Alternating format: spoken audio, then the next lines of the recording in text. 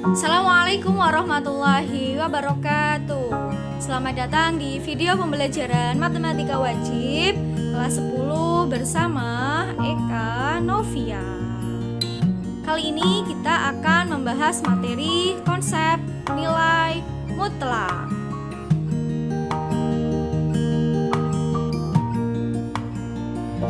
Konsep nilai mutlak. Ya, sebelum kita membahas materi konsep nilai mutlak, saya tegaskan bahwa materi yang akan kita pelajari di video ini nanti ada dua garis besar. Yang pertama, kita akan belajar konsep dari nilai mutlak, ya. Kemudian setelah kita memahami materi konsep nilai mutlak, kita akan membahas soal-soal yang berkaitan dengan konsep nilai mutlak. Ya, jadi nanti ada 3 latihan soal yang akan kita bahas. Oke, kita mulai dari nilai mutlak. Nah, nilai mutlak yang akan kita pelajari di matematika wajib di semester 1 ini nanti yang pertama kita belajar konsep atau definisi nilai mutlak.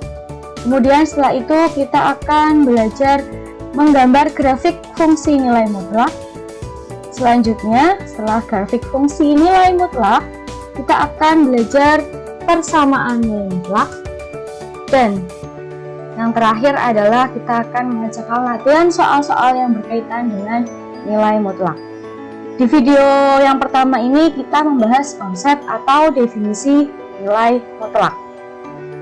Sebelum lanjut ke materi inti kita, perhatikan dulu gambar berikut ini, ya. Ada suatu kondisi atau situasi yang berada di suatu laut. Sini ya, ada air laut. Kemudian ada kapal nelayan yang persis berada di permukaan air laut. Ya, di sini bilangannya 0, ya. Kemudian di atas kapal nelayan dari jarak 50 meter ada burung. Kemudian di atasnya lagi berjarak 100 yaitu ada helikopter. Kemudian di bawah permukaan air laut terdapat penyelam. Dan yang terakhir juga yang masih berada di bawah permukaan air laut yang paling bawah itu ada kapal selam. Ya, perhatikan situasi kondisi yang berada di suatu laut. Anggap saja di laut X gitu ya.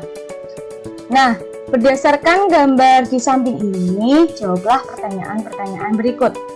Yang pertama, berapakah jarak helikopter dengan kapal nelayan? Kita lihat helikopter di sini, kemudian kapal nelayan berada di persis permukaan air laut, yaitu di skala 0, ya. Jarak helikopter dengan kapal nelayan dari 0 ke 100 di sini ya. Berarti jaraknya adalah 100 meter. Di sini saya pakai satuan meter. Kemudian, berapakah jarak penyelam dengan kapal nelayan? Nah, penyelam berada di bawah kapal nelayan, ya. Ada tulisannya di sini, jaraknya adalah -20. Dari kapal nelayan ke penyelam berarti 20 meter. Kemudian, berapakah jarak kapal selam dengan kapal nelayan? Kapal selam ini yang paling bawah dengan kapal nelayan. Kita lihat jaraknya adalah 100 meter. Pertanyaan yang terakhir, dari ketiga pertanyaan di atas, adakah jawaban yang bernilai negatif? Tidak ada. Walaupun di sini ada tulisan negatif, tetap ditulis positif. Nah, dari pertanyaan-pertanyaan ini, maka dapat disimpulkan bahwa jarak selalu bernilai positif. Ya, jarak suatu benda terhadap benda lain adalah selalu bernilai positif.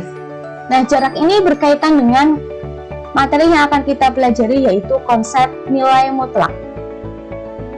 Nilai mutlak bilangan X, misalkan ada suatu bilangan, kita lambangkan sebagai X bilangannya, dinotasikan dengan ada huruf X diapit oleh 2 garis sejajar. Nah, ini cara membacanya adalah nilai mutlak X, ya. Ada 2 garis yang mengapit suatu X, maka dibaca nilai mutlak X. didefinisikan sebagai berikut. Nilai mutlak X adalah jarak bilangan X dari titik 0 pada garis bilangan. Kita lihat ada suatu garis bilangan. Kemudian yang ditanyakan adalah jarak min 3 terhadap 0.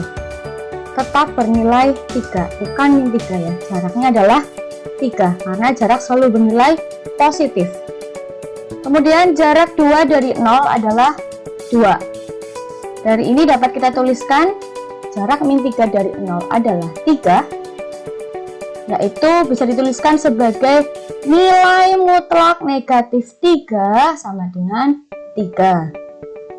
Jarak 2 dari 0 adalah 2. Dapat kita tuliskan nilai mutlak 2 adalah 2. Kesimpulannya, nilai mutlak dari suatu bilangan karena sama dengan konsep jarak, maka selalu bernilai positif.